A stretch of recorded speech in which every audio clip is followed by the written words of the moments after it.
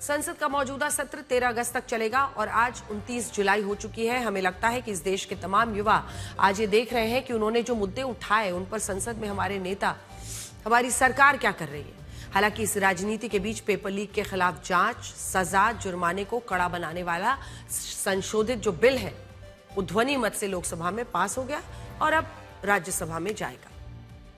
आज समाजवादी पार्टी के सांसदों ने संसद परिसर में अयोध्या राम मंदिर निर्माण के लिए मिले चंदे में गड़बड़ी और चढ़ावा चोरी के आरोपों को लेकर प्रदर्शन किया। वो हाथों में तख्तियां लेकर पहुंचे और चंदा चोर गद्दी छोड़ के नारे लगा रहे थे। देखिए। चंदा चोर गद्दी छोड़, चंदा चोर गद्दी छोड़। राम का पैसा कहाँ गया? बीजेपी के खाते में। राम का पैसा कहाँ गया? बीजेपी के खाते में। प्रभु का पैसा कहाँ गया?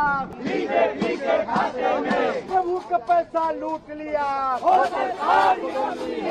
इनकी भी सुरक्षा करनी पड़ेगी, बीजेपी वाले चुरा न ले जाए। चंदा चोर गद्दी छोड़, चंदा चोर गद्दी छोड़। देखिए कैसे अखिलेश यादव के साथ साथ कई समाजवादी पार्टी के जो सांसद है वो यहाँ पर मौजूद हैं और राम का पैसा कहाँ गया, बीजेपी के खाते में, इस तरह की बातें कही जा रही है। साथ साथ एक दान पात्र भी लाया गया और उस दान पात्र का जो पैसा है वो नीचे जमीन पर भी गिराया गया है समाजवादी पार्टी के सांसदों के द्वारा। कि जो दान पात्र को नहीं बचा पाए,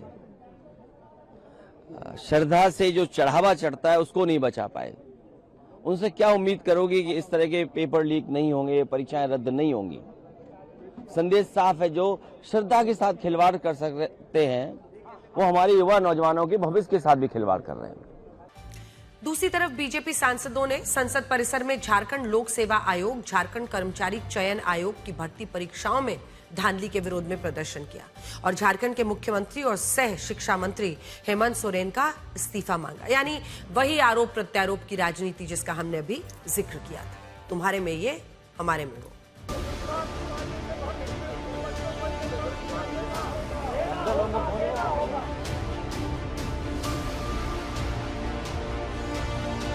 इस्तीफा दो, इस्तीफा दो, हेमंत सोरेन इस्तीफा दो, इस्तीफा दो, इस्तीफा दो।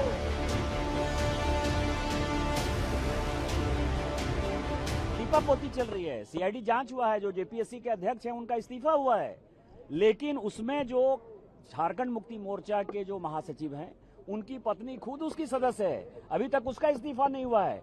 इसलिए झारखंड मुक्ति मोर्चा इसका लिपापोती करना चाहती है। जो हमारे अध्यक्ष जी ने कहा कि कांग्रेस में हैसियत, हिम्मत नहीं है, ना खड़गे जी जा सकते हैं, ना राहुल गांधी जी जा सकते हैं, ना सोनिया गांधी जी, ना प्रियंका गांधी जी। यदि आप में नैतिकता है, हिम्मत है तो चलिए, नहीं तो आप लिपापोती कर रहे हैं।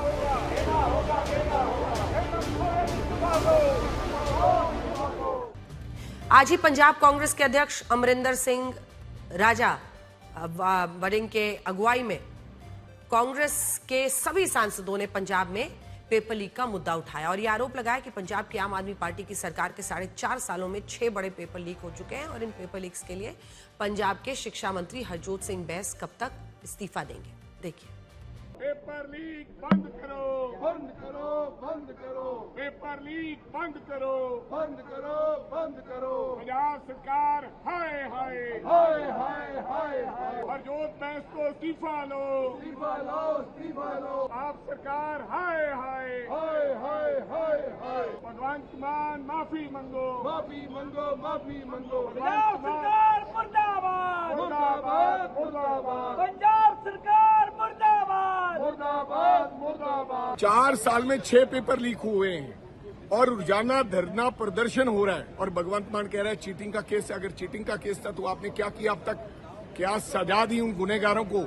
चाहे चीटिंग का केस था, आपकी बात ही अगर मान लें, लेकिन पूरा देश आज उसको लेकर एकजुट है।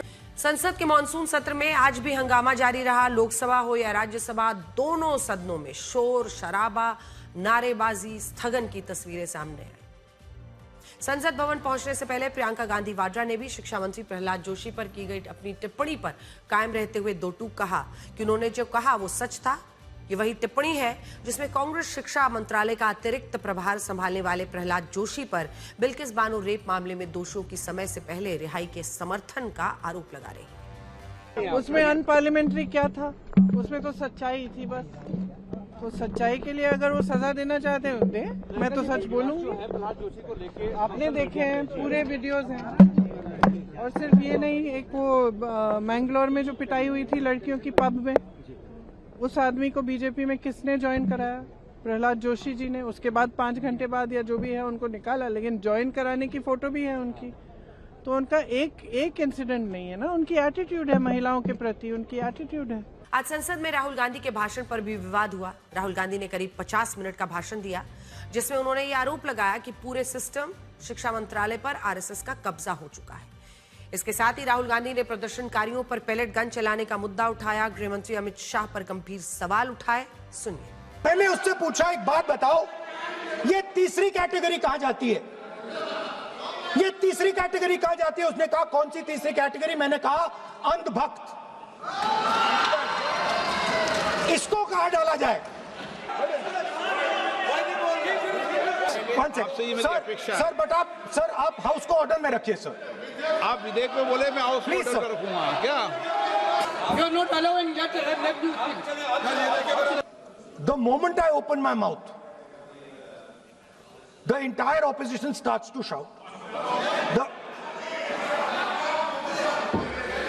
और शब्द इस्तेमाल किया है उसमें आपत्ति, इतना ही तो है। फिर आप उसको इतना आप बहुत ही इमोशनल चेहरा दिखा करके ये तो ठीक नहीं है, हाउस को आप गुमराह नहीं कर सकते हैं। He is the home minister, sir. Sir ये आप सोचिए, आप कितना गलत बात बोल रहे हैं। आप कल्पना कर सकते हैं, आप बिना सोच समझ करके जो इस्तेमाल कर रहे हैं।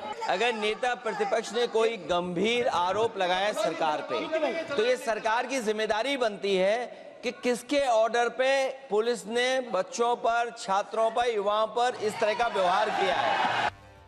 आज शाम को लगभग 6 बजे राहुल गांधी ने एक प्रेस कॉन्फ्रेंस की। उसमें उन्होंने ये फिर से पैलेट गन का मुद्दा उठाया, गृह मंत्री अमित शाह के इस्तीफे की मांग की। हमने भी सरकारें चलाई है, हम जानते हैं कि अगर गोली चलाने की बात आती है, पैलेट गन की यूज की बात आती है, तो the last call is the home minister and the prime minister. We know that. तो either the home minister इन्होंने ऑर्डर किया, युवाओं को मारने का ऑर्डर, लाठी चलाने का ऑर्डर, पैलेट गन का यूज का ऑर्डर, या फिर इनको मालूम ही नहीं था। होम मिनिस्ट्री चल रही है, अमित शाह जी कुछ और कर रहे हैं, होम मिनिस्टर को मालूम नहीं कि भैया किसी ने पैलेट गन चला दी, किसी ने मतलब लाठी मार दी, वो किसी और दुनिया में थे। सरकार की तरफ से प्रधानमंत्री कार्यालय में केंद्रीय राज्य मंत्री डॉक्टर जितेंद्र सिंह ने भी राहुल गांधी को लेकर कई सवाल उठाए हैं, सुनिए। बहुत जमाने से इनको ये हसरत सता रही थी कि देश इनको प्रधानमंत्री चुने और 7 LKM में बिठाए। अब इनकी जब वो हसरत पूरी ना हुई तो निराशा और फ्रस्ट्रेशन से हताश होकर के वो प्रधानमंत्री आवास 7 LKM के दरवाजे पर जा बैठे। शुरू में तो ये उस आंदोलन के साथ जुड़ने में गुरेज कर रहे थे, इन्हें लगा कि आम आदमी पार्टी का आंदोलन है, लेकिन जब आंदोलन इन्हें लगा कि उठने लगा तो इन्हें जो माननीय सदस्य कल कह रहे थे, जेन ज़ी की जबान में MIA हो गया। MIA मतलब मिसिंग इन एक्शन, जो हमारे जेन ज़ी की भाषा है। और दूसरा, जैसा कल बताया गया कि FOMO, fear of missing from action, और इसलिए ये जाकर के वहां बैठे। प्रश्न है कि खंड 2 से 5 विधेयकांग बने, जो सदस्य के पक्ष में हाँ गए, जो सदस्य विरोध में ना गए। मेरे विचार में निर्णय हाँ वालों के पक्ष हुआ, हाँ वालों के पक्ष हुआ। खंड 2 से 5 विधेयकांग बना।